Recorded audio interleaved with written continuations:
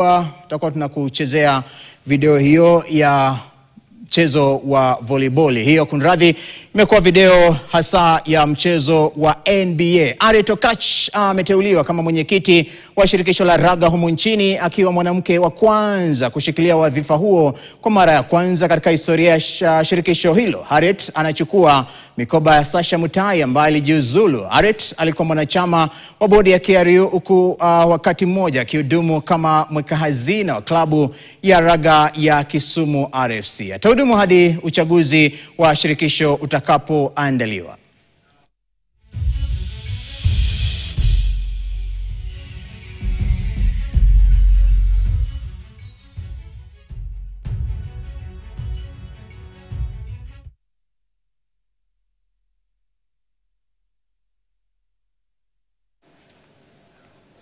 Haya, tukiachana basi na raga tuzamie kule Ulaya. Katika ligi ya mataifa Ulaya ni kwamba mabingwa tetezi wa ligi ya